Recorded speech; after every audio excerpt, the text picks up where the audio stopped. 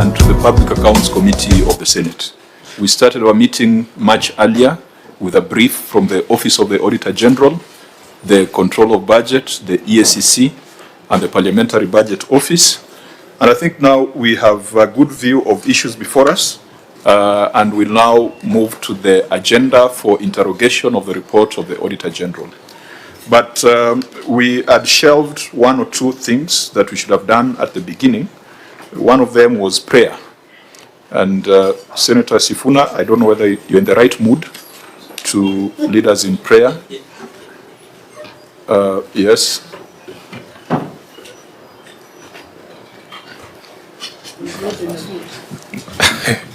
Let's pray. Almighty God, we beseech you to behold with your abundant favor and blessings as your servants whom you've been pleased to call to leadership positions in this republic. We seek guidance to treat and consider all matters that shall come under our deliberation in so just and faithful a manner as to advance the peace, prosperity, and welfare of our country and of those whose interests you have committed to our church. Amen.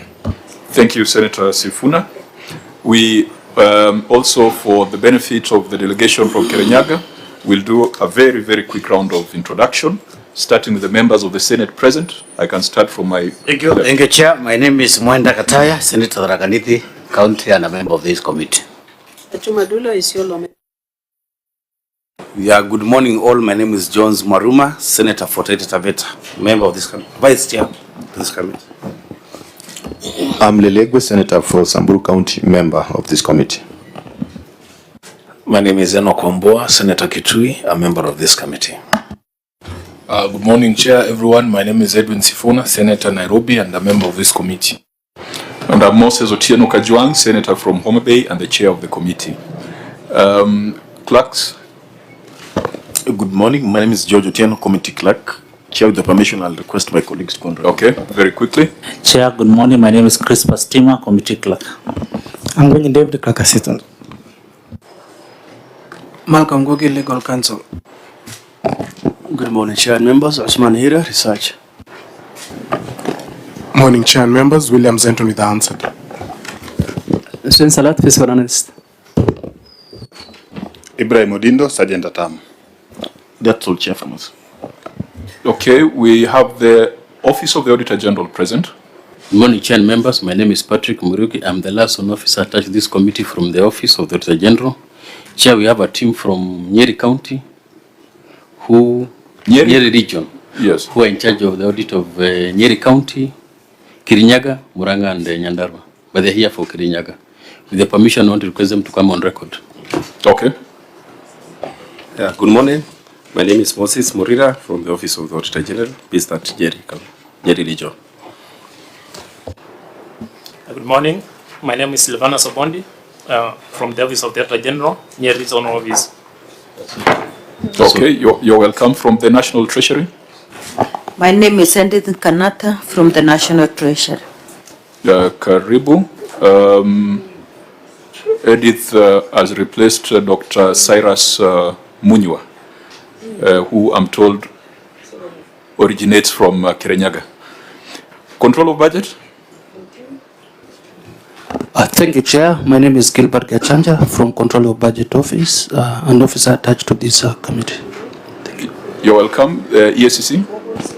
Good morning, Chair and members. I'm Patricia Chebet from the Ethics and Anti-Corruption Commission, attached to this committee. You're all welcome. Governor, go on record and also allow your team to introduce themselves for Hansard purposes. Thank you, Chair and members. My name is Waiguru, Governor Kirinyaga County. I'll request my team to introduce themselves. Just name and designation. Good morning. My name is Jacqueline Jogus. She's in charge of finance and economic planning. Thank you, Chair. My name is Carila Sotieno. I'm the Chief Officer, Economic Planning, Budget and Procurement. Good morning, Chair. My name is Edward Dinyaga. I'm the Chief Officer, Finance. Thank you. Chair, my name is Henry Kamadi, the County Secretary. Chair, my name is Jared Washira, Chief of Staff. Good morning, Chair. My name is Lawrence Mashira, County Director of Budget. Good morning, Chair. My name is Stephen Gikonyo, advisor in the Office of the Governor. Good morning, Chair. My name is Tom Nyambisa, Head of Human Resource Management. Morning, Chair. My name is Kevin Motinda, Head of Supply Chain. Good morning, Chair. I'm Rafael Mwaura, CPA, Acting Director, Accounting Services. Has everyone gone on record? Sergeant at Arms? Good morning, Chair. My name is Angela, advisor in the Office of the Governor. Good morning. I am Mark Kirongo, Senior Communication Officer, Kirinyaga County. Okay, we welcome the delegation from Kirinyaga. We'll move swiftly to the next order, which is administration of oath.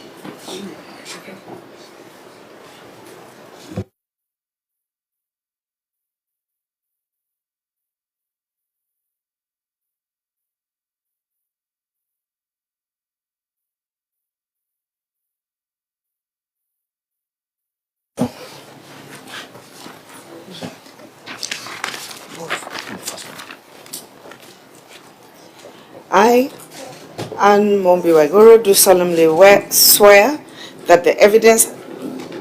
Sorry, I'll start again.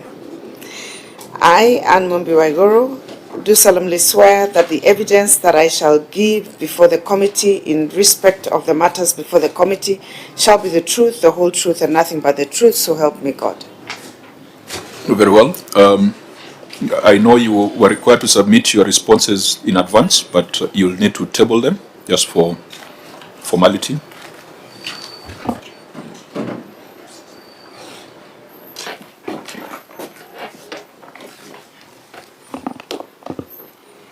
Mr. Chairman, sir, I hereby table the following documents before the committee.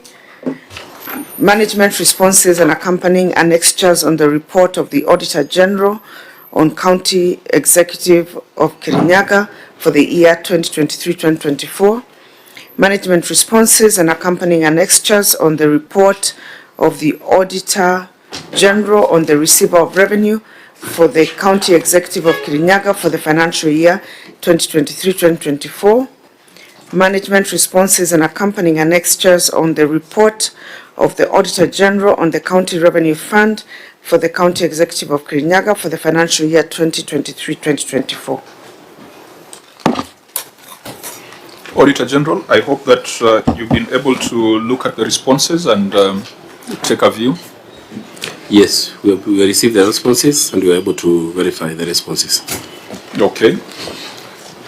Honorable members, unless there is any preliminary matter, we would go straight to our agenda, which is consideration of the reports of the Auditor General on the County Revenue Fund, the Receiver of Revenue, and the County Executive Financial Statements for Kirinyaga County for the year ended 30th June 2024. There being no supplementary matter, we want to move very fast. As you are aware, the Senate is required to consider the reports of the Auditor General within 3 months of them being laid on the table of the Senate. And thereafter, once the House takes a resolution or adopts the report of the committee, then this committee is still engaged in follow-up of implementation of recommendations of the House. And so, I think we've been in this process for quite a long time. Governor, you've appeared before my committee for some time now, even during the time when you're the chair of the Council of Governors. We are all in agreement that the audit process needs to be done quickly, swiftly, and issues raised by the Auditor General, if there is criminality or if there is a violation of the law, that needs to be established quickly and action should be taken. The Senate has agonized on how to give effect to Article 2293, which requires us to conclude this process within 3 months. And I think this, just for general information, I know being a former chair of the COG, you might still have networks within the council and you could share this information. That we think that doing this process within the 3 months is an advantage to county governments, because at some point we are going to hold the National Assembly to account. Revenue is shared on the basis of the most recent audited accounts as adopted by the National Assembly. Now, if the budget policy statement that we considered last week is still relating to 2021 revenue, is that fair for county governments? So there's a silver lining in as much as it's a process that requires us to do a lot of work within a short period of time. And so the Senate has undertaken to fulfill its part of the bargain. We hope the National Assembly will follow suit, so that when we are dividing revenue, we are basing it on the financial statements for 2023, 2024. I think that would lead to a significant increase in the allocation that goes to county governments. So it's a reason why we have lined up quite a number of counties to appear before this committee, so that we can conclude our consideration before 31st of March. And then thereafter, we'll be engaging in implementation follow-up, where you'll be coming to tell us how far you've gone in closing the gaps that had been identified by the Auditor General. I want you to, well, you're no longer the chair, but you're chair emeritus, to encourage your colleagues that this exercise is for their good. If you're looking at it from that perspective of unlocking more funds for county governments, then that is a decision that we need to abide by. I know there are certain matters in court that touch on issues of prior years where Parliament has not taken a determination. But as we await the decision of the court, we are also considering taking the Ugandan approach. In Uganda, if Parliament fails to consider the reports of the Auditor General within 6 months, then they are given 6 months, as we are given 3 months. The report of the Auditor General is automatically adopted. And I think that then should be our scenario. If the National Assembly fails to adopt the revenues within 3 months, then it should be automatically adopted. And then the Senate should insist that that becomes the base for sharing of revenue. So I think it's a big conversation. It's something that goes beyond the appearance before this committee. I think that was just for emphasis, just to lay the ground. Today we'll be confined to the report for 2023, 2024, but when we are doing the implementation follow-up, we'll still demand that you give an account on measures taken to close the issues that have been raised in prior years. The Public Audit Act requires that once Parliament takes a resolution, the Clerk of Parliament shall convey that resolution to the various accounting officers and heads of entities. And heads of entities will have 60 days to respond to Parliament on action taken to implement the resolutions of Parliament. And I think, Governor, having been a CS, you are quite familiar with those processes. So today we'll interrogate the report of the Auditor General, but 60 days from now we'll also be having a conversation on how far you have gone in implementing those findings. Finally, we usually invite the County Assembly Public Accounts Committee to be part of this conversation because they have a concurrent mandate. Even then, they have up to 31st of March. I'm not sure whether they have invited you to go through this report, the County Assembly of Kirinyaga, so far. No, they haven't. So they just have between now and 31st of March to discharge their constitutional mandate. This afternoon, I'll be addressing a meeting of county assemblies. They have invited me to talk about oversight overreach by the Senate. They are saying we are overreaching our boundaries, but they are not doing their part. I think in our last meeting, we had a conversation on whether they should be engaged in ward projects or not. So we are going to have a very candid conversation, and I will challenge them that if they do not invite the county executive to appear before them, then someone else has to do it. And it is not overreach. It is just fulfilling our constitutional mandate. We will then go straight to the reports. We have 3 reports. We have gone through the County Revenue Fund. The Auditor General has taken us through. I think there was one issue that we can, it was not a significant issue. It was a comparison issue. Auditor General, if we start with the CRF, let's start with the easy ones to dispense with. Starting with CRF, comparison of budget and actual amount. Is that still an outstanding issue? Because it's a bookkeeping thing. Yes, it's still an outstanding issue. Or is there theft there? No theft, just an outstanding issue. So it's still outstanding? Yes. How is it supposed to be corrected? The major issue is that the budgeted receipts described as return to CRF under an amount of Kenya shillings 657, but when you reviewed the amount which was available at the CRF central bank account, which was around 42 million, so there was a variance of 614 million.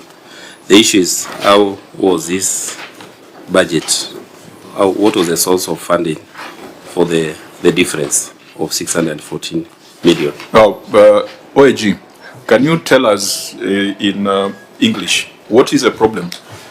Have these guys stolen 600 million? No, it's just a budget figure which we could not confirm how it was supposed to be funded. So what is the problem? Remember, you are talking to farmers who are now senators, and we're also talking to the farmers of Kirinyaga, the rice farmers. When they see 614 million, they think that this is the money that the administration has stolen. So what's the problem here? Just describe it so that we contextualize it. Okay. Normally what we do, we review budget. And whenever we review budget, we also look at the source of funding for the budget. So included in the budget, there is an item for amount described as return to CLF. That is money which has not been spent in the previous years, but need to be budgeted for this particular year. It was amounting to 657. That was what was put in the budget. But when you look at now, the amount available at the CRF central bank account was around 42 million. So we were asking now the difference, which is 614 million. How was it to be funded? This is one item in the budget, but we have the other equitable share, which we know how it was supposed to be funded, and we also have the own source revenue, which also the source of funding is clear. Is it a mistake in current year? Is it a mistake in prior year? It's the current year. It's current year. When it comes to figures, we don't just say it was a mistake. So is it an issue of professional negligence, or is it an issue of cover-up? I don't think it's any of that. It's just a matter But you've cited a problem. What do you think is the root cause of the problem? Having unrealistic budgets, whose source of funding is not clear. Senator Sifuna. You know, Chair, you are told the Auditor General that he's speaking to farmers. I don't think he understood that. We are not professionals in budget making, but we are very quick to pounce on problems. What is the problem here? If a budget item says we expect 615 million shillings, is it your position that it should say where that money is going to come from? Is that what you're saying? Yes. And this is something that somebody preparing those budgets should know if they are a professional. Yes. So the J is saying, is the problem the professionals who prepare it? Is it negligence or incompetence? Maybe the accounting officer can. Auditor General, the Constitution, it can only be those two. Act requires you to make recommendations. You are the one who did the audit. And Chair, it can only be those two. It can either be an oversight, it is incompetence or professional negligence. That's Chair, the auditor is the prosecutor in this matter. So what is your take? What are we supposed to consume? Yeah, because you need to tell us ni makosa gani imefanyika na nani ameifanya, so that we have said kazi yetu ni kuinject. Yes. Chair, let's make it easy for him. Why do we have these figures here? Why did you put them there?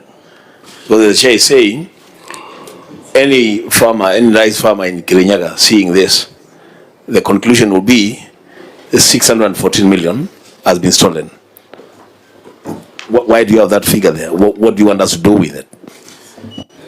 The figure is there because if you look at the revenue estimates, there's a figure for revenue estimates, and that is what you expect to where the source of funding, where you're going to get the money. But this particular item, it is not clear where the source of funding is supposed to come from. So that now we have a total budget which includes an amount, an estimate of 657 described as return to CRF. Because at the time, at the beginning of the year, the amount which was available at CRF account was around 42 billion. So we are seeing the difference of 614. We cannot be able to validate the source of funding for the 614 million. Now, Governor, I think you need to respond because the Auditor General is making it sound like you have declared some 40 million when you should have declared 600, and therefore that is starting to sound like a scam. What was your response on this matter? It's a very simple issue, Chair. From the budgeting, it's the style of budgeting that the country has been using, where we have this thing called rollover. So we never used to do a zero balance budget. So if in a financial year you have budgeted for certain things and they were not funded because either you did not get enough revenue, because when you're budgeting, you project that we will receive this much from the national government and we will raise this much from taxes.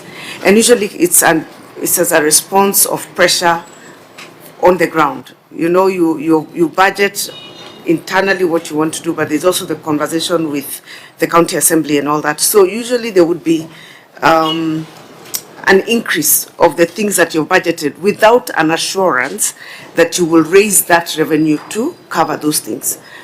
For example, you will put what based, let's say at 300 or 400 million, then you put bursary at 100, then you say that your revenue collection will be maybe 400. When you disagree with the assembly, for example, what will happen is that you just go and increase to balance. You increase what your projection for revenue collection is, even if you know that you will hardly reach it, so that you can accommodate the demands that they want in the budget. Now, at the end of the financial year, because you did not raise that money, what the procedure of budgeting, which we've been doing until I don't know whether the law has passed, but until last month or 2 months ago, was you roll over, you call it a rollover. So anything that was not funded, it's put quote unquote rollover, but it actually, there is no resource for it. But because it was budgeted, you cannot pull it out of the budget. So over the years, you keep rolling over things, and with time, that grows. And so you end up with eventually a problem of pending bills because you committed, but there was no resources for it. I think, just to put it simply. But now, because of the new budgeting method, I think is a zero balance method. You're not supposed to be rolling over. If something wasn't funded, you start again from zero, and you either rebudget for it, but you don't carry it as a budget item, yet you had no resources in the exchequer to fund it. I don't know whether I have been clear about it. You could be explaining a different matter, but Auditor General, was that explanation proffered during your audit? Chair, if I may, before the auditor goes, Madam Governor, there is a written response that you have submitted to that query, and it talks about actual closing balances in the CRF. It looks like you are explaining something totally different from what your written response is saying. Okay, I was trying to explain, we were told to be simple, to explain it in a way that... in fact, the language here is simpler than the things you have said. The language in the written response to me is simpler. I was explaining the word rolled over. I rolled over, the word rolled over means that you have put them in the budget, but it's not, they were not funded. There was no money to fund those things. So you carried them over to the next year as something that should have been funded, but is not funded. But I can read the management response. No, I think we have it on record. Auditor General, what is your recommendation? We are lost. You know the explanation that the governor is putting before us is quite different from what the Auditor General is saying. And we still insist that we are supposed to get guidance from the Auditor General. I think that's where we're going to get a solution. Yeah, OAG, what is your recommendation on this? To me, it looked like a bookkeeping issue, but through the explanations, it's now sounding like we have different interpretations. But what do you recommend? And tell us whether there is lawfulness and effectiveness in reporting or in utilization of those funds. Before the director responsible for the region comes in, I want to say that this is an issue that cuts across several counties. Return to CRF issues, they are talking about where a county is struggling to include figures in their budget, and the budget is not realistic. The source of funding is not, the source of the revenue, the source of funding for whatever they want to spend on that, shown in the budget, is not clear. So return to CRF issues, we are talking about figures coming from the previous year. The activities were not funded, but then now they want to include the same figures which were not funded in the previous year in the current year's budget.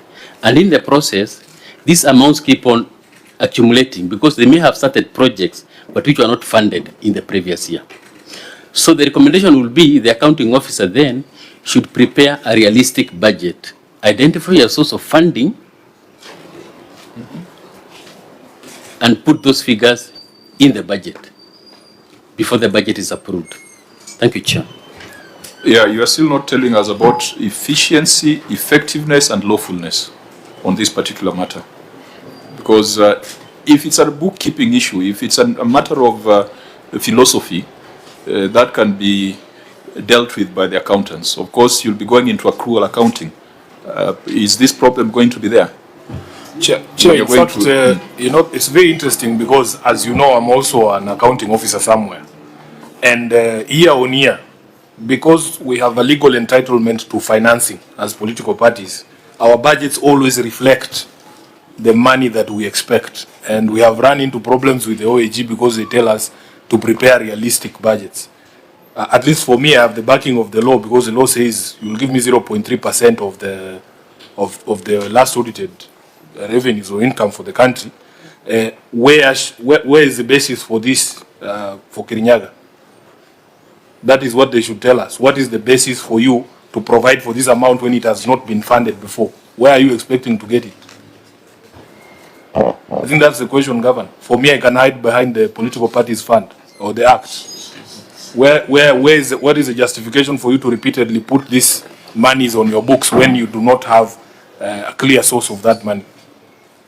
Governor, and then we come back to OAG for the conclusive statement on lawfulness, effectiveness, professionalism, all that. Then we'll make our recommendation.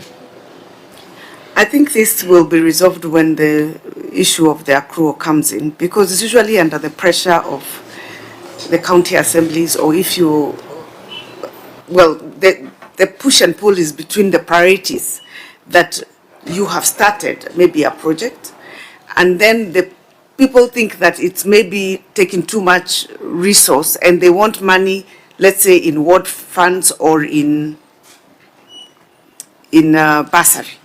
So what happens is that counties, so that they balance the budget, they put all those things that are half budgeted in there, and also the new demands are also included. Then what you do is you up your revenue. So if your revenue, for example, was 400 last year, you say you'll collect 600, even if you know very well that that may not be realistic, just to balance and to make sure that there is the issue. Then now you end up now with a rollover at the end of the financial year, because you didn't collect the 600, you maybe just collected 420 or 430, because the realistic growth in a year would be maybe 30, 40 million. And then now you have that balance in between. Then the next year again, you have the tussle. It usually would come if there is too much and you want peace. You just say it's That's the truth. If you say we won't fund, then the budget won't pass, then you get into an impasse and all that. So the solution to this problem is the issue of the zero-based budgeting. If we stop doing the accrual, the cash, and we do the accrual, so that at the beginning of the financial year you're told, if you have a project that is going on, that is the priority to fund, and you cannot introduce new things, and you also be realistic on your revenue. If your revenue was, let's say, 400 million, you can't say next year it will be 700, because where is it going to come from? You know very well you won't achieve it. You're only writing it so that now all the projects are funded, and that's why we end up with stalled projects, because then this one is only funded 20%, the new one is also funded 10%, and then it's a problem going on, and I have raised it, I think, previously, even like 2 years ago, on the problem that we have with the budgeting. But that is now paraphrasing, which is now the response we've written here. But I think in my county, I actually told them even before the accrual that I will not be allowing budgets with rollovers. So if something wasn't funded, either remove it completely from the budget or provide for adequate resources to implement and don't introduce new projects. It is not an easy process, but it will come with time and capacity building and that issue of accrual. Yeah, we'll soon be looking at about 4 or 5 of those stalled projects in the main executive report. Vice Chair, and then Senator Ambua, then we get guidance from the OAG. No, the governor has just said that it will come with capacity building. Capacity building on who? On the budget officer or on the MCAs, so that they can make realistic budgets. Because you cannot tell me that the accounts are showing we have 42 million, and then you just say that we did not fund 614 million projects. So we are putting that figure there over and above the 42 million that is available. So who needs capacity to be built so that we can have really realistic budgets? Governor, or do you want to tie your question to? That's simple. Okay. Simple. Yeah. So I want then the governor to just clarify that what she has said is that she knows, and a lot of governors know, that the figures that they include in their budgets are just supposed to be that, just figures, as a way of managing political pressure from MCAs when they know very well that they don't have the revenues to fund their projects. Is that what the governor is telling us? That it's just a way of managing pressure, put figures there, would wing the MCAs that things will happen, but of course you know they will not happen. Governor? Chair, it's not actually a hoodwink. You get into the conversation back and forth until a point when the deadline for budget must be submitted, and you leave it. Because when you say it's not possible, you know what happens. You get into a stalemate. In fact, for Kirinyaga County at the time, we even ended up in court with these budgets when I tried to balance. And I think we came before you, Chair, and I think, I'm not sure whether it was Sifuna, but I think it was you. We brought a dispute on the budget balancing. Eventually, you get exhausted and you decide, you know what, just pass it. We know we will not finish any of these projects. Instead of finishing a project up to the end, you end up just doing 20% or 30%, and this one 20%, another one 10%, another one 20%. So you end up with all these projects that are not getting complete because you do not just fund one thing, finish it, and then move to the next. It's really, and it's not to hoodwink. It is managing political aspirations, because they say that if you don't start that project on the ground, then they have a difficulty with the people that project is not going. So even if you won't finish it this year, just start it so that the people can see it is started. And then now we continue, even if it takes 3-4 years. So they are also managing their politics. You're also trying to manage the governance. It's a really tricky situation. And it happens, I think, even at the national level, because that issue of accrual versus cash must be addressed at a legal level for all of us to just start budgets at zero-based budgeting, where you say how much money do you have, and then what do you budget on that money, and you cannot add. So even if it's a stalled project or a project that is ongoing, if you need to continue, you fund it afresh, but don't call it rollover, because calling it rollover is just a figure you have put in the budget with no money, with no actual tangible money to spend the project. You know, Governor, what you and I owe this country is to go back to the law and make the necessary adjustments. The budget impasse you've talked about, it came to my committee in the last parliament when I was chairing the devolution committee. And you raised significant issues that needed to be addressed, perhaps with the possibility of amending the laws. But then, mulikutana kando ya tent na MCAs, and you resolved the problem for that moment without resolving the problems of law. So it's still with us. But maybe let me allow the senators, because we are more substantive. Before senior counsel Dulo talks, you know, there is no other explanation other than what Senator Wambua just presented. This is just a woodwick game, and I think we are going to consume it as it is, because I don't think there is anything that is tangible that this committee can consume as far as this view is here. The auditor just ran away. He doesn't want to give any advice on what is the take of this kind of money that is being floated here. You know, and the governor is trying to, all through, she has been trying to manage a crisis. Right? And I think the whole idea of share is just a woodwick game. Nothing else that this committee is ready to consume. I thought budget should be a science, but it's turning out to be an art of balancing a lot of interests. Senator Adulo. Chair, I just wanted to ask the Governor, having been there for some time, and I think it is wrong for us just to hit to political pressure and coming up with the projects that are not useful to the people, and also we don't get value for the money. What do you think will be a solution to this? Because if you finish your term, I'm sure the guy who is coming in or the lady who is coming in might leave the projects that you have started idle. How can we solve this problem? Because it's happening everywhere. And I think we are having also pending bills year after year. We have even looked at your budget. I mean, your pending bills is about 1.2 billion even currently.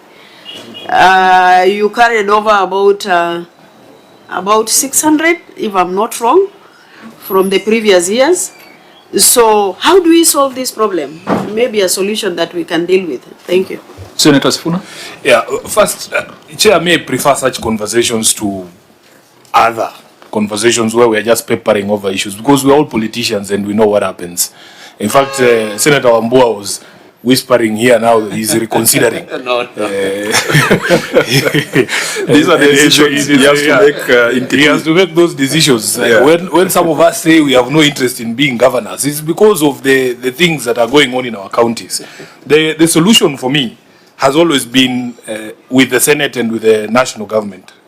First of all, we need to fully fund devolution. We need to give counties enough money, sufficient resources for all the functions that have been devolved. The problem with our governors is that, as you said, Chair, when we sit together and we say we want to push a certain line, you guys always prefer behind the tent solutions, and they're temporary solutions. So, for instance, we will sit with as a Senate and say, this financial year, like my position is very clear, if we don't get 450 billion, there will be problems. But then you see the chair of COG, they have gone to State House, they have agreed on something else there. We are here fighting for you to get RMLF. You go and sit with the members of the county, the National Assembly. You do another deal at the side there. Then you leave us looking like the people who are unreasonable. But if we fully fund counties, there will be timely releases of exchequer. Then there's a law that is actually before the Senate on ward development, so that every ward has their kitty and they can decide for themselves what their priority areas are. You give them, you say this ward you have 50 million this year. What you do with that money now, your priorities, it's up upon you. Because it is not possible for a governor to say she's going to take 80% of all the budget to finish projects, and maybe those projects are in just 2 or 3 wards, even if they are the priority for the county government. You'll run into problems with the other MCAs.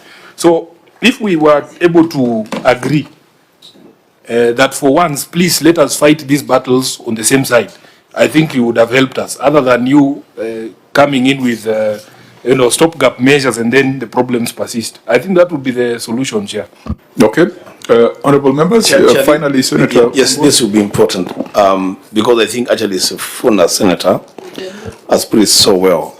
Chair, then if then that's a line that we take, then my problem is, and we see it all over, is that you have so many white elephants and squirrels all over the world, funny projects, an ECD classroom that is 2% done for 10 years, some bow somewhere that has been drilled but no casing somewhere for 5 years, a market stall somewhere that has been constructed 5%.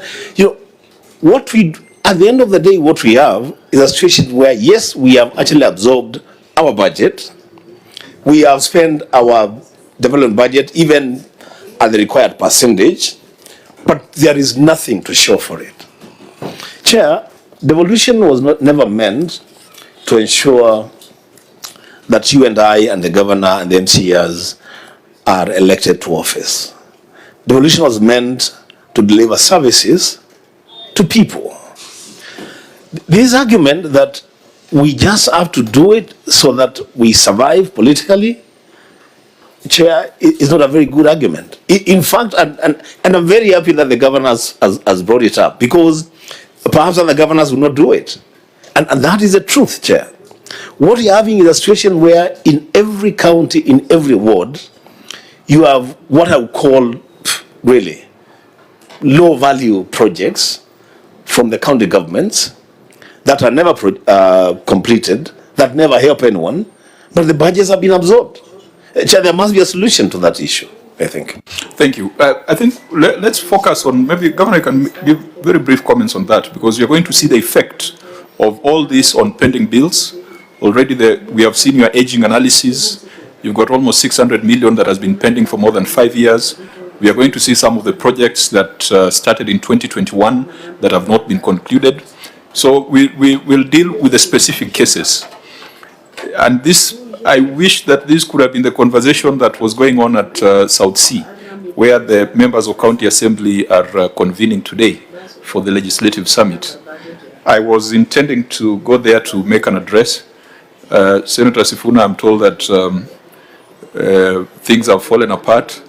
The president has not come, and they have rejected the person the president sent, and they have said no president, no summit. But I was hoping to go there and have a conversation around these things, because where the assembly accuses us of overreach, they forget that they're the ones with the power on budgets. So if budgets are done wrongly at the beginning, then it falls on us to correct. We just come in as morticians. But I think a lot of things have been raised, of policy, of legislative amendments, and of procedure. I know if you go accrual, we will cure this. What's your final thoughts on this? Then we get the recommendation from the Auditor General, then we got the specific instances. Thank you, Chair. I should report here that we have agreed with the County Assembly that even if the law hasn't passed Kirinyaga this time round, we will not have rollovers. And we hope that we will manage by April 30th to hold on to that. But my proposal is threefold. One is the movement of the budget process from cash to accrual. This has been a conversation since the time I was in Treasury. The second is to have the ward-based defined in law so that we are not having that push and pull, and then being very clear with regard to both the ward-based and the flagship projects that are done by the county, that you don't start any new projects until you have finished the ones that are ongoing, because that is really the challenge. Even if you allocate, we can end up starting new projects every year without finishing the ones that are there. And the third one is the separation of the financial system between the county executive and the county assembly. I think that will really really reduce also the pressure, where the money is allocated from here, so that we are not negotiating that money at the county level, so that the money that goes to the executive is money for development only, and that which is for running for the county assembly is already predefined. And then that would solve a lot of this problem and also reduce the friction between the county assembly and the executive. Thank you, Chair. I submit. I guess the last limb we have already dealt with. The Senate has already passed the necessary amendments to the PFM Act to provide for that autonomy for county assemblies. And those are the things that we would have reported had we found a conducive environment to say those things today. Actually, Chair, you know I was the chief guest at the AGM for the CAF, and I did report all the legislative interventions that we as a Senate are taking in order to, solve some of those problems for you, like that financial autonomy. Even in reporting, you don't have to come here to explain how the Assembly spent its money, and they don't have to chase after your CEC finance. I hear they play games with a form called Form C. You disappear in the county and the MCS cannot find you. So those things, we will resolve them here. And this is why these conversations are important, Honorable Governor, so that we solve these problems together. Yep. But from the mood during that meeting of the AGM, I was also very certain that today's meeting will not be very pleasant, because the President has made specific promises on the welfare of members of the County Assembly, and if he is not going to fulfill those promises, he will have problems. And I suspect he knew that he would be asked about those statements, like we will be asking about our chapati machine in a few months. We will give him a few months to get us that machine for chapatis, but we will ask questions. Yeah. I think let's leave chapatis out of this and go back to the accounting. OAG, so what is your recommendation here? What did you recommend?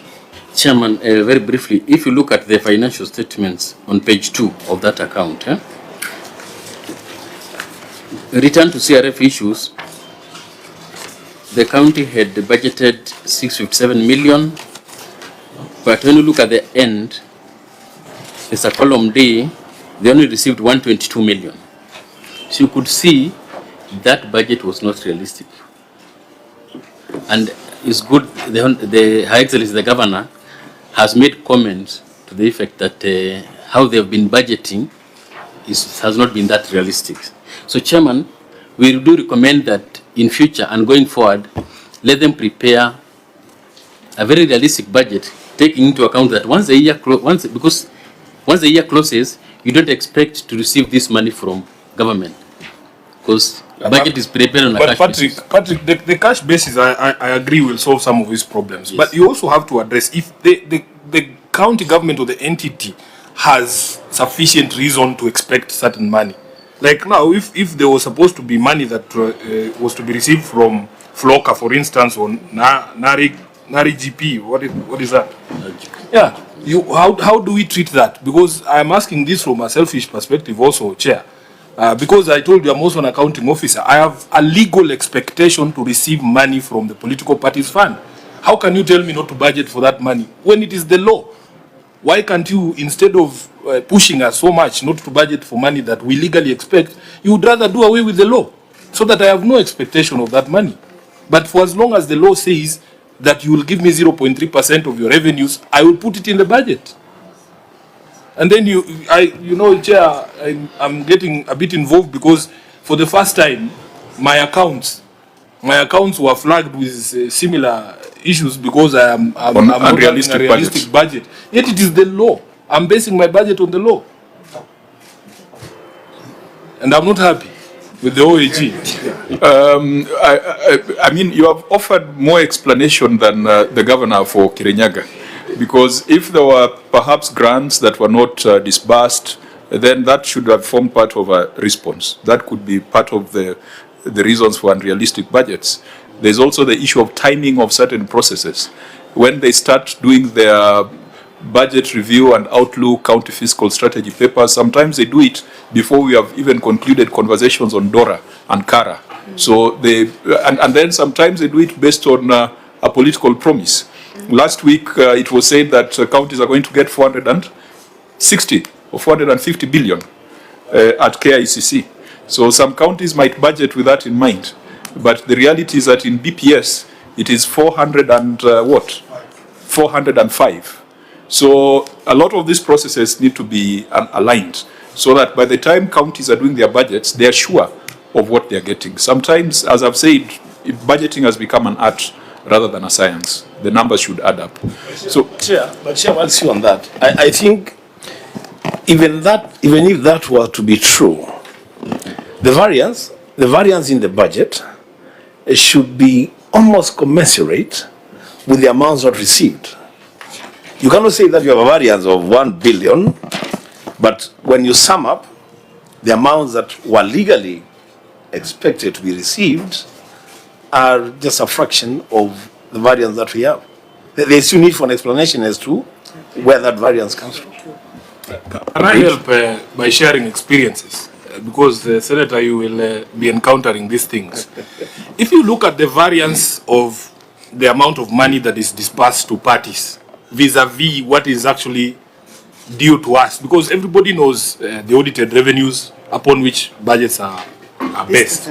So if the political parties act says 0.3% of that figure, ODM is expecting 2 billion in a financial year, but they send you 300 million Kenya shillings. So it depends on compliance with the law.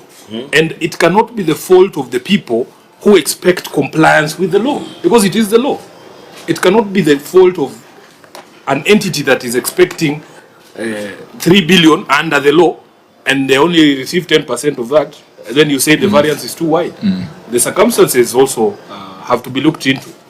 No, I don't think Senator Sifuna understood what I said. Maybe I should speak in Kikamba, doesn't understand Kikamba. So I'm saying there's a variance of 1 billion. That's a shortfall, you know? But then when you sum up the amounts that were expected from government agencies, the total is almost what? It's 400 million plus 48 million plus 140 million plus 117 million. It doesn't add up to 1 billion. I'm saying there should be some semblance of harmony between the deficit that you are reporting and the amounts that you are expecting but did not receive. correct. And if that were the case, then the governor would have broken it down. Governor? If you allow me, Chair, to read the response. Yes. And then I'll paraphrase.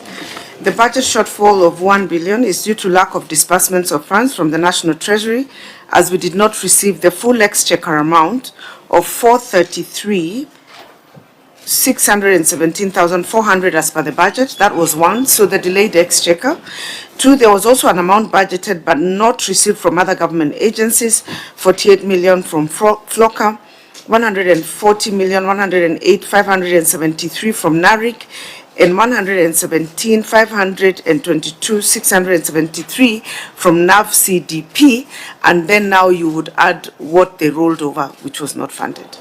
So this comes to about 908, I believe, and then if you add now the rollover fund, you get now the difference of the 1.056.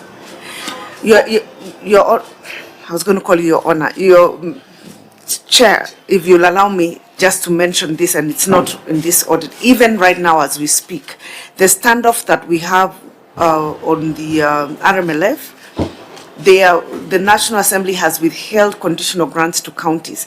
For Kirinyaga, which is amongst the smallest county, their conditional grants that have been held that haven't been disbursed is 1.2 billion. So you expect this same question again next year if that money is not funded. Governor, how many members of National Assembly do you have in Kirinyaga County? 4. 4? Yes. Have you had a conversation with them regarding the importance of this money? Because the Senate has tried. I was a member of the mediation committee. Senator Wambua was a member of the mediation committee. There's a mob justice approach from the National Assembly. And the governors I've spoken with, I've asked them, why don't you talk to your members of National Assembly so that they see the sense that by bickering over RMLF, we are withholding money meant for CHPs, money meant for FLOCA, money meant for urban improvement and mineral royalties. Chair, yes, Governor, I hope I'm not taking up too much time. But also from the meeting we had with MCS, Chair, one of the things that they encouraged us to do is because we need, you know, like the approach that members of the National Assembly take, if, for instance, you are to stop CDF, they go to the ground and tell people the reason why you don't have bursaries is because so-and-so, Sifuna has refused to pass CDF. We were encouraged by the members of the county assemblies to take the same approach. You, as the governor of Kirinyaga, explain to the people of Kirinyaga why the RMLF is stuck. Name those members by name. And when you go to those public forums with them, give them the mic, explain to them why they have refused to release RMLF. And then, Chair, there is a bill that is before us. There's a bill that is before the Senate to now put these funds, or to entrench these funds in the Constitution, including that NGCDF. This is the time that the Senate must strike a blow, decisive blow for devolution, so that we have something that is very dear to them, but we also want certain things to be done. And let them not scare us with this thing called OCG Senate Oversight Fund. You cannot compare those two things, because even if you look at the figures that are involved, it is not commensurate. So I am hoping that as a Senate, this is going to be the opportunity for us to ensure that we resolve all those problems. If they want CDF, let them release RMLF, because there's no reason why you have members of the National Assembly running on the ground there, saying they are building roads and so on and so forth, when the Constitution is clear on these roles. So that will be our opportunity. It is a very unpopular position, but really, at least for us from my political party, the position has already been taken that we must implement the Constitution in its full, allow governors to undertake functions that are given to them, and allow the members of the National Assembly and the Senate to do that which is specifically provided for us as our mandate in the Constitution. Yeah. So, Governor, your final thoughts on that, because we need to make progress. It's 42 billion that is being held hostage. I think it's 42 billion, and RMLF is just 10 billion. And National Assembly are saying that even if you are to amend the schedule to exclude RMLF, they still will not approve it. They want the Council of Governors to go to court and withdraw the case that is in court. I don't know whether it's a COG that filed the matter, because it happened when you are the chair of the COG. For them, that is the condition precedent to any conversation. I think, Chair, my sentiments are very similar to those of Senator Sifuna. We have to agree in this country whether we are governed by the rule of law or not. That is a decision we have to agree. We can decide we throw away the Constitution and then we run the country the way we want. If we are going to do what the Constitution says, which is the executive functions are vested in the national government and the county governments, then let's stick to the law. But we cannot have preferences. You know, everybody has preferences, but our preferences are not the ones that run the country. And I think it's that, based on that we have said we are not going to withdraw the case of RMLF, because it is an issue that is legal and in the Constitution.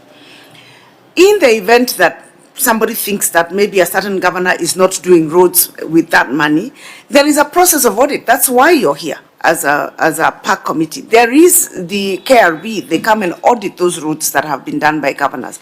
But that cannot be the excuse to throw away the law and implement what your preference is. And the issue is not just about the 40 billion, because the 40 billion is the entire kitty on roads.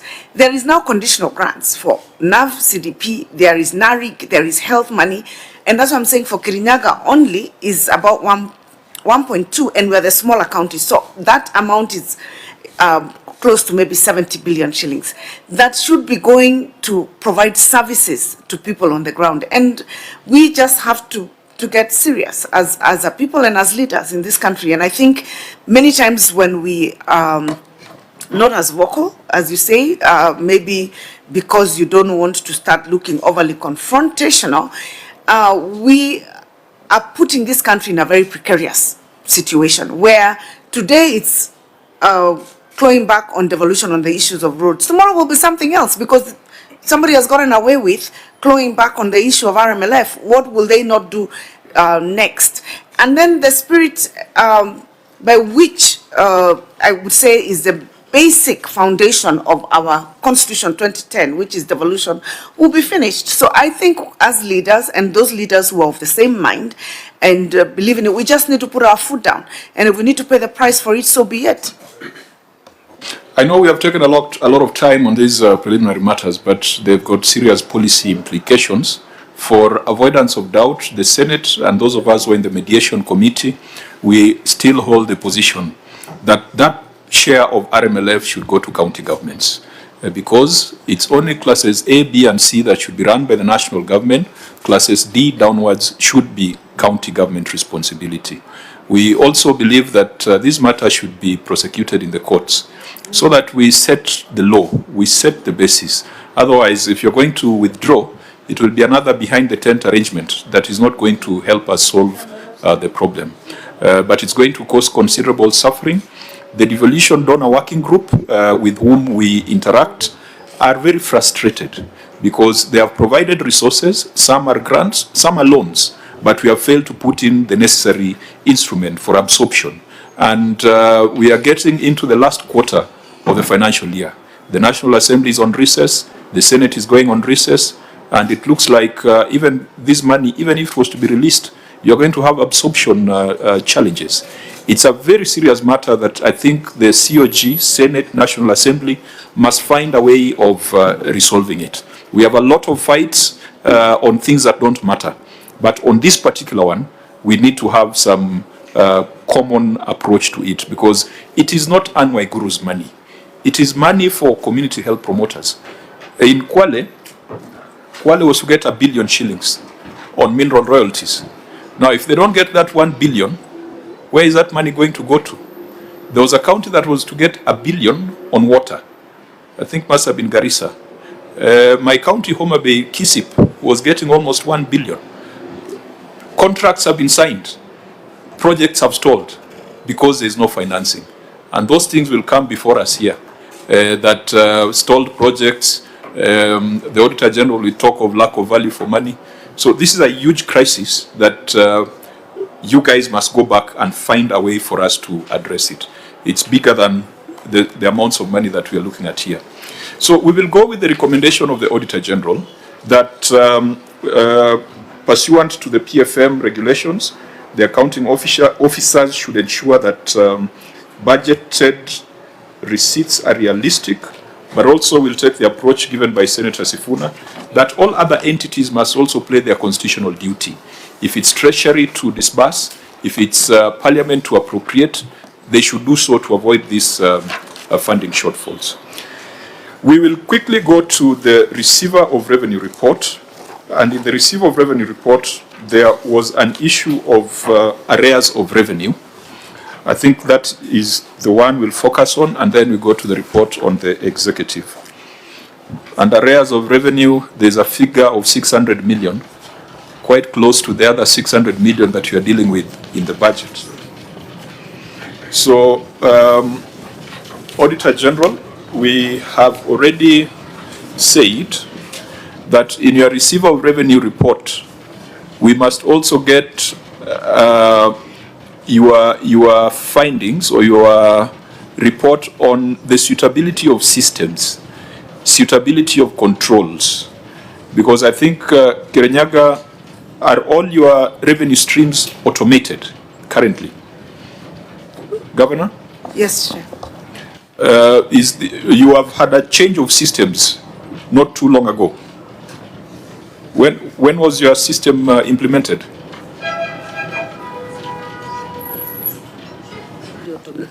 Last financial year to make this financial year to be fully automated. So you had a new system in that financial year? Yes.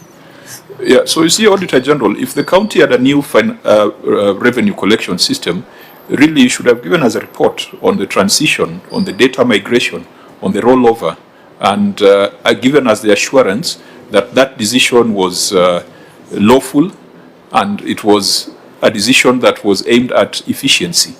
So I think there was a gap there, that we don't have visibility on the systems environment. So we had already discussed that. Please take that into consideration. So let's come to the specific query on statement of arrears of revenue. Auditor General, I think this one just read your finding quickly and then we'll get the Governor's response. We'll now move a bit faster. Yeah, the first one on the statement of arrears, the finding was that documentary evidence supporting correction of Kenya shillings 2.5 was not provided for audit verification. And then on the same, we had additions for the year of Kenya shillings 15 million, which there were no supporting evidence on their arrears of revenue in the current year of 15.2 million. Then the third issue was the aging analysis of revenue and not been provided in the revenue statements. And then the fourth issue was the correction measures employed by the county and yield insignificant revenue correction of approximately of 1% of the opening balance of revenue. So, Auditor General, on support of the 2.5 million, has that been provided or it's still outstanding? That one has been provided and has been confirmed. So, Annex 2 will provide that breakdown? Yes. You are satisfied with that? Yes, satisfied with that. Governor, why was that not provided during audit? And I'm sure it was captured in the management letter. Just to clarify, Chair, it's 2.5, not 25. 2.509 million. Yeah, so why, I mean, if this was available at the time of audit, why was it not provided? Because then it would sound like it was manufactured after the fact.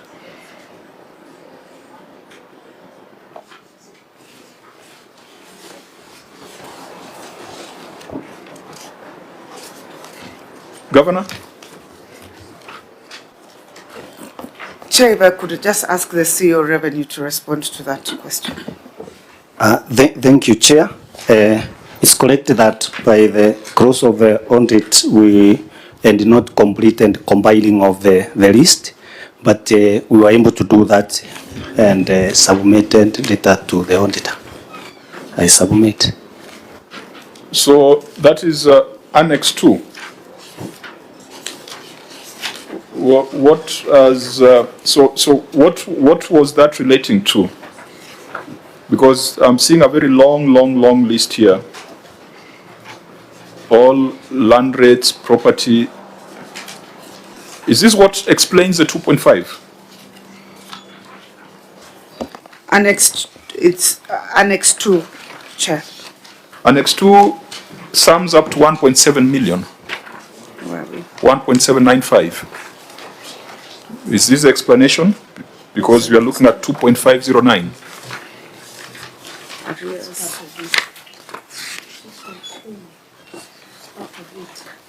No, Chair, even the CEO, when you ask the question why that had not been done during audit, he did not respond to your question. He just stated. Yeah? It is 2.5, I guess. Yeah. Yeah, could we, what do we make of this? Because you don't bring these things in vain. Ideally, this thing, we had agreed with the Auditor General that we will not be taking new evidence. If something was not provided during audit, when it could be a forgery. So, what do we make of this Annex 2 for us to say that the 2.5 is accounted for? Where is it? Chair, with your permission, the annex, as you have observed, gives a total amount of 1.7, which is part now of the arrears, which forms the basis of the 2.5 total. I have a total of 1.795 at the bottom. Where is it? And I'm querying 2.509. So this is simple mathematics. Sure. So how relevant is your Annex 2? There is another attachment with 713, 600, which shows the list of the rents and the tenants. Yeah, Governor, just 2 minutes ago you said all your revenue streams are automated. I would expect that land rates, property rates, etc. are all automated. So why is your officer saying they are still compiling? Because ideally this should just be pulled from the system. These are arrears. The 700 are arrears. They are not the current. I'm talking about the 1.795 because the listing, the description there is land rates, property rates.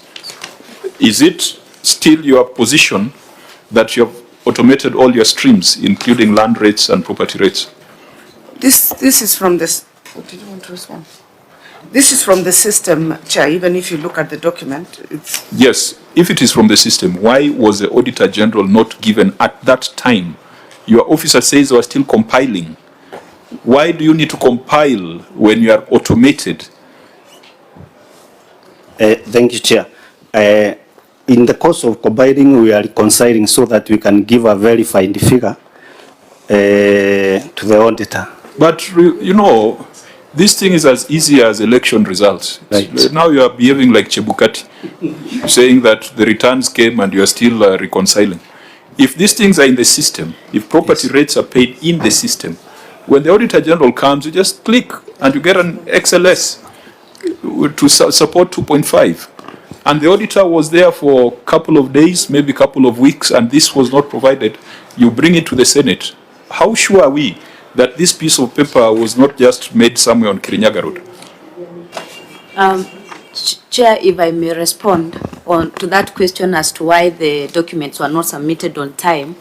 What happens with the receiver of revenue at the close of every month? The money collected in various bank accounts is swiped directly to the CRF. At the closure of financial year, there are still some accounts which are collecting, yet that money, because of the deadline of 31st, the money has not been swiped. So when the auditor comes, he only gets the receipt as of that deadline. So, and that is what contributed to the deficit of 15. However, when we got the management letter, by that time the system was fully audited and we were able to provide the additional supporting documents that the auditor requested. Auditor General, are you satisfied with, first of all, when you look at that schedule, are you able to vouch for its authenticity and its source? Because for me, it is not headed, there's no description, it might just be any other piece of paper. For us, we may not be able to authenticate the documents. But the first one looks like it's generated from the system, which is Kiripe. But the second one is like a manual RISTI, the one for 700,000. Okay, now, even if you are to put that in abeyance for a moment, the second limb, documentary evidence supporting additions in arrears of 15 million. Has that been provided to you? That one has not yet provided. This has not been provided. Governor, 15 million? And you know, this should be a fairly easy exercise because I would be extremely worried if it was expenditure. But this is revenue. And revenue should be very traceable. Because you can't say that you have 15 million as arrears and you don't know what the source is. If it was expenditure, I would be extremely worried. But I'm getting more worried that you cannot trace your revenue. Where is the documentary evidence for the 15.2?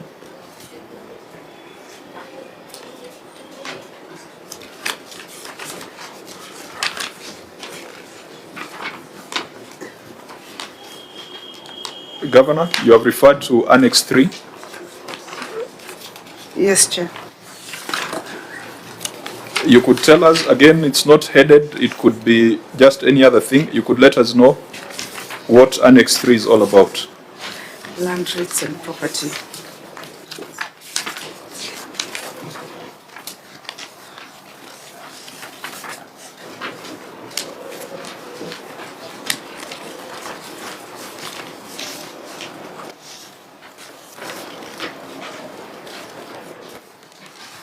So this is from the system, this one is not.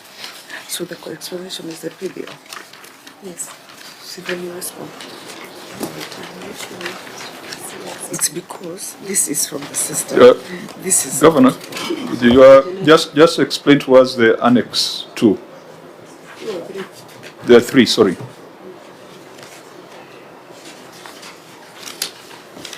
Additional areas.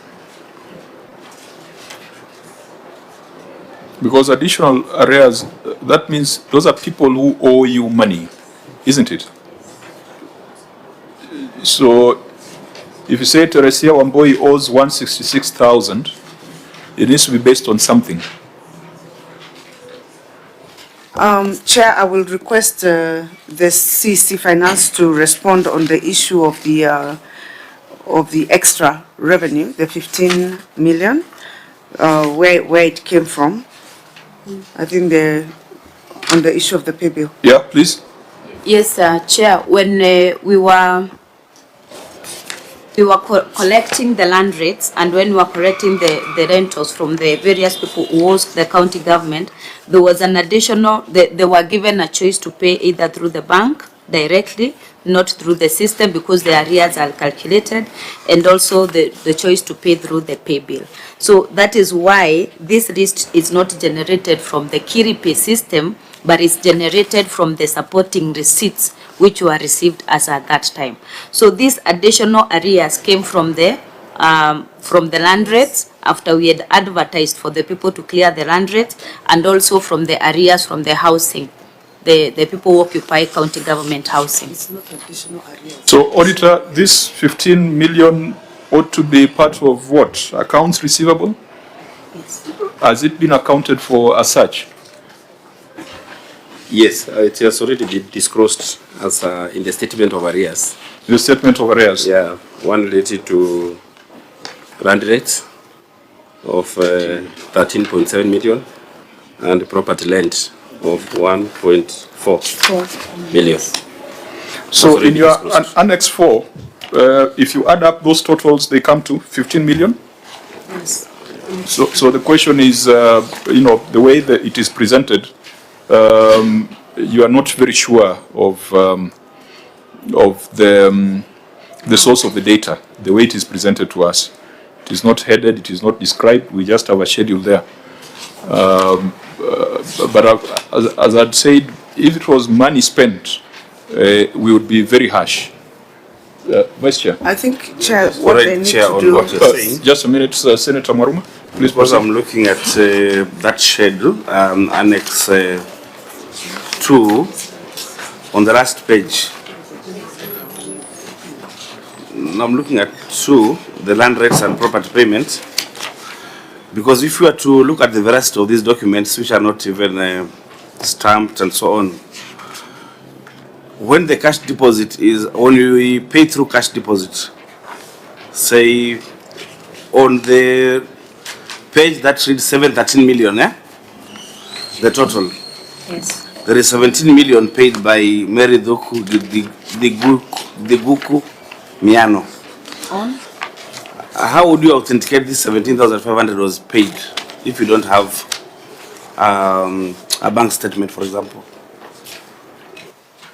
I'm saying, when these payments are done, not through the system, and a cash deposit is made, how would the auditors know that this schedule is authentic when you don't have a bank statement to confirm that these payments are made? I'm saying that because these documents were given later on, after the auditing was complete. How will you know that these documents are authentic if we don't have a corresponding corresponding bank statement to the auditors. Or auditors, how do you authenticate these values, these figures, which are typed here, without a corresponding bank statement to show that cash deposits were made? That's my question. I think, Chair, Governor? maybe, sorry. Chair, maybe just to clarify to the Vice, that the issue here is that there's money in the bank which we can't say where it came from. It's not that we are saying we have paid and they can't trace the money. So the explanation is, this extra money in the bank, where is it from? That is the question, and that's why the Chair was saying if it was an expenditure issue, you would raise the concern. So just to clarify that to the Vice Chair, but to ask the CEC Finance to explain on the issue of the payment, again, of the arrears, when people are paying arrears, I think it's the English, it's not to say that it's extra arrears, but when people are paying arrears, why this money was not captured at this exact time when it should have been captured in the books, and it shows as an excess without traceability. Yeah, because as your officer submits, we've got a account receive of revenue, whose job every day should be to account for all receipts and to follow up all arrears. That's their primary job description. And so if you tell me the auditor came and some reports were not ready, then it tells me that you are a receiver of revenue. Perhaps we need to, is your receiver of revenue here? Yes. Where is the receiver of revenue? Because you are the one who prepares this financial statement. It's Chair, she is with us. She's even to find some space here, but she is here outside. But I'm seeing here the receiver of revenue is Edward Nyaga Njagi. I was talking of the accountant who prepares the statement. Who is the receiver of revenue? In that case, I'm the one, Chair. Yeah, you are the one who should be telling us. You don't even know that you are the one. You are okay. Chair, it's like I overhand the whoever prepares the statement. Or you are the one who prepared it. I can see your signature here. So, ideally, you are the one who's supposed to be offering the explanation. Yes. If it's your daily job to account for all the receipts, and if you already have an automated system, why should the Auditor General come, spend 3 months, and find it's not even 3 months, 6 months to the closure of the financial year? You are still adding things up. Are you cooking? No. Chair, if you allow me to respond, in our revenue collection system, the property rates and the land rates module was the last one to be upgraded. So by the time to be added to the system, uploaded. So by the time we were collecting this revenue, the land rates and the property rates module was not active. That is why we resorted to collecting manually through the banks. You are either given the pay bill, you pay to the bank, or you take your payment directly to the bank. So when was that module turned on? Was it during the financial year or after closure of the financial year? The module is active now in this financial year. During the year under review? And during the year under review, it was not active. This is why Auditor General had said you must give us an account of the state of automation, because I'm not going to take the word of the governor. The governor says all streams are automated. The officer is now saying that property rates had not been automated in the year under review. The Senate wants an objective report from the OAG on the systems environment. Chairman, I want to agree with you. We are carrying out audit of systems in several counties, but maybe I can confirm whether Kirinyaga is one of them. Maybe it has not been done, then it's in the pipeline. But I know it's being done. Thank you, Chair. Okay. So is that going to be your main position, that there was delay in automation of that module? That's why you are preparing these schedules later? Yes, Chair. But that should come from the receiver of revenue, unless he's been given a title but not the power. Chair, I usually prepare regular reports and brief Wasiri, and that way she could be in a position to understand the situation. CPA Njagi, yes. When you append your signature onto a financial statement, you take professional responsibility. Correct, Chair. I'm not sure whether, is the CC a member of ISPAC? No. No, Chair, I'm not. Yeah, you are the professional who takes professional responsibility, such that if you are to tell ISPAC to discipline their members, it will be you. It will not be the CEC. So I think we need to make it clear that those who prepare financial statements must be here and they must be able to take responsibility.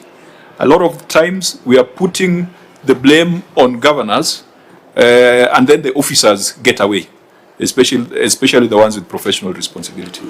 Senator Ombua. Chair, when that happens, then it pricks my conscience, because I've dealt with that problem many times in my county, where officers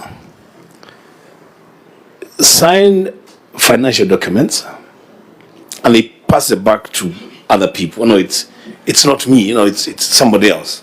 You cannot tell us that you have prepared documents on revenue and handed over the documents to your minister, and it is hard to tell us the details about those accounts, because really that's not being fair.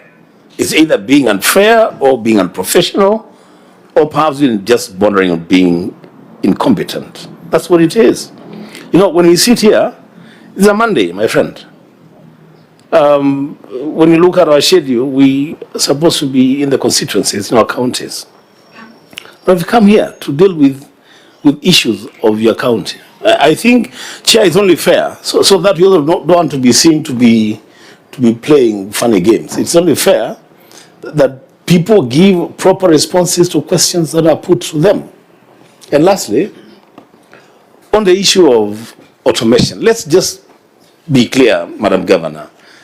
Are the systems in Kirinyaga fully automated, or are they not? It cannot be from one side of our mouth they are automated, on the other side of our mouth they are not automated.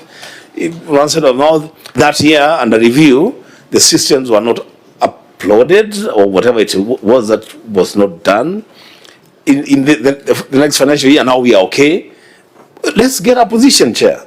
Otherwise, what we are doing here, it's like we are playing some games. Yeah, just to write not happy. Chair, on Senator Wambua's issue that on Part C, the gravamen of the audit query is aging analysis schedule was not provided for audit confirmation, that there was lateness in providing documents for audit review, and some action must be taken either on the receiver of revenue being late to give the documents to the CEC, or if they're given good time to the CEC, then why didn't the CEC provide them for audit review during audit?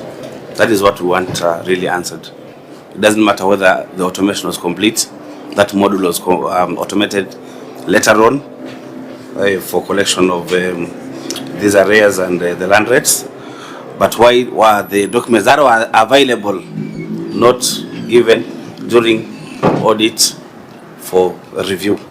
Yeah, Governor, give us a precise answer, because I'm wondering why we are having this conversation on revenue. Should we be spending more time on expenditure when you have a receiver of revenue established? And when he has signed there, Wananjagi has said he has referred to PFM Act sections 162 and 2A. On revenue, we should not spend this much time.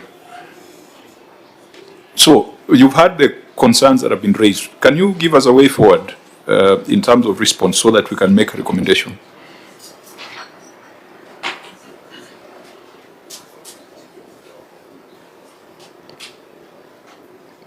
I'm trying to get clarity on the question, whether the question is why the aging analysis of the arrears of revenue was not provided. Is that the question? Okay, let me just ask it again. Yes, the aging analysis schedule was not provided for audit confirmation. That is the question. During audit, all this information is supposed to be provided. It was not provided. The question is why? That is a question the Auditor General asked in Part 1, Part 2, and Part 3. all that was not provided for audit verification. Where you have someone whose job description is to ensure that revenue is accounted for and there is clear visibility, granularity on the sources, and you know who owes you what. The aging analysis is a report, Chair, that shows monies owed to the county, just to clarify.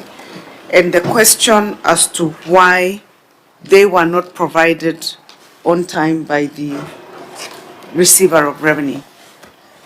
I think the CEC and the receiver of revenue, I will ask them to respond to that. And I think it's the same response they had given, but I'm not sure.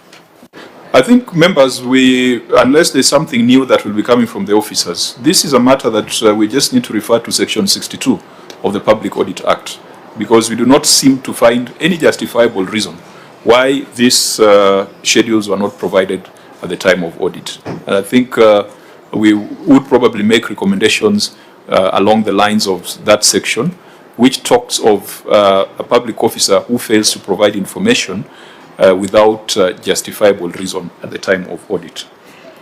Now, there's a last one on collection measures employed by management to cover arrears that yielded insignificant collection. Now, this is a matter of interest to this committee. We have seen governors put up billboards across towns and cities for waiver of arrears. And we have never done a measure that the cost you have put in publicity, newspaper adverts, you have referred to newspaper adverts here, we cannot see them. You know, the cost you put in to push that agenda and the return out of it, is it proportional? The Auditor General is saying that you are only able to achieve 1%. So how much did you spend in the waiver campaign?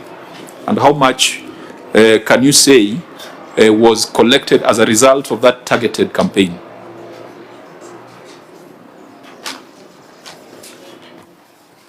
Chair, Kirinyaga, we just put an advert in the newspaper, and then we publicized with our vehicle going round. That is how we did it. We did not put billboards and all. However, we did not yield much in terms of the arrears. And we are now considering, as a response is put there, on having a mapping exercise and then maybe consulting internally and with the assembly how to deal with the people who haven't paid, because it's a very sensitive issue in the rural areas. How much were you able to collect as a result of that campaign? How much did we collect?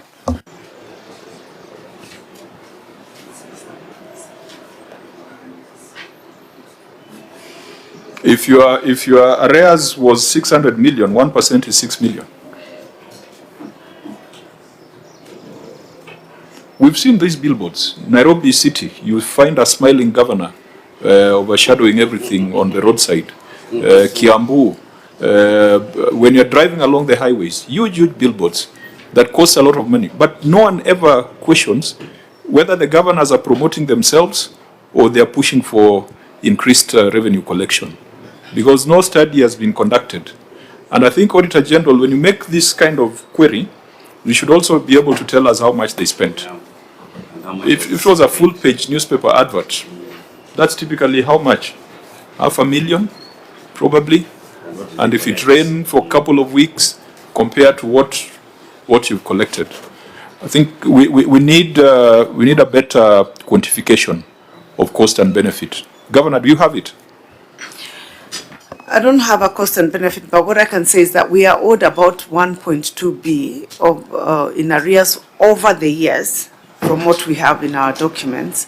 We only managed to collect about 5 million, 5 point something million, and we spent 3 million? Yes. 3 million. So that's why we're thinking that we need to change the strategy on how to collect these arrears from these people. And the 3 million is direct expenditure, isn't it? You have not quantified the time.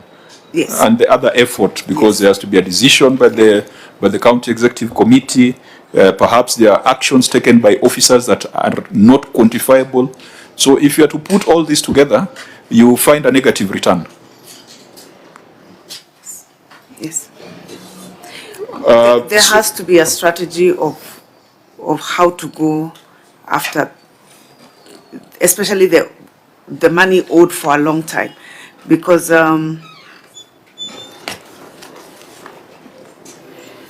it gets a bit complicated. Yeah, I mean, this is interesting. You spend 3 million to collect 5 million. We will need to, especially the ones with billboards on our major highways, we will need to find out how much they are putting in. She puts it well, that there will be need for strategy to deal with that. But then my question would be, where do we place that responsibility? Who should come up with that strategy? I think we need a law so that you have something to fall back on.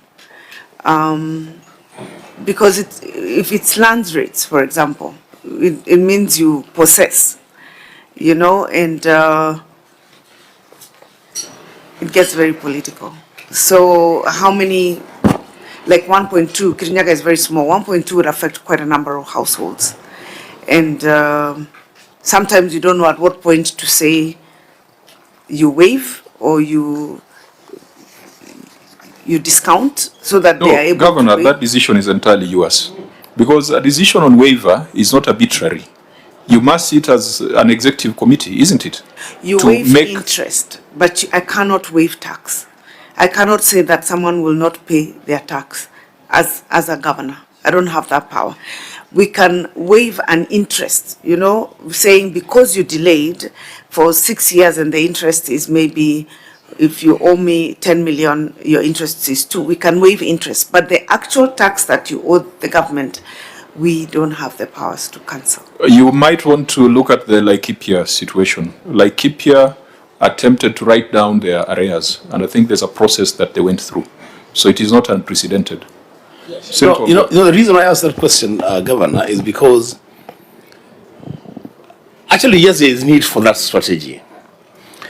I'm not very sure whether then that decision will be made at the national levels, talking about the Senate, because then the implication, as you said,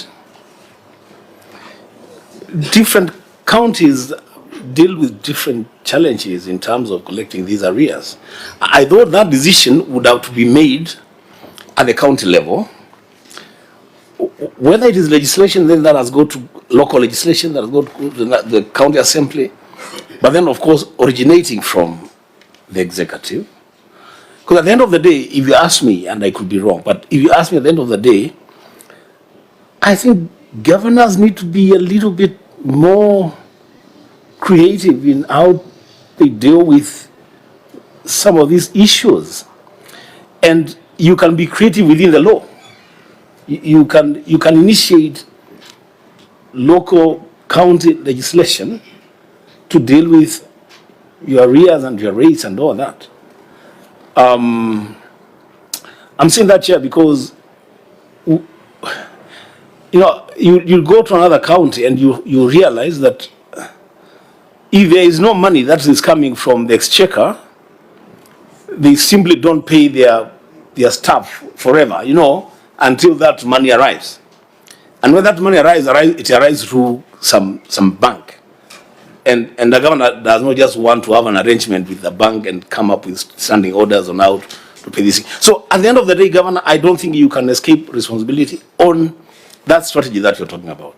It has to be in your office, maybe then with support from the county assembly. Yeah, I think that's for emphasis. That responsibility still lies with you. And we keep reminding people in counties that you've got a lot of powers. Sometimes you don't utilize them. That's when national institutions come in. For example, when the governor of Nairobi has a tiff with Kenya Power over issues of way leaves and collections in lieu of rates, and then, you know, it's escalated to the dimensions that it went, that was completely unnecessary. Now, we need to bring closure to this conversation on receipt of revenue.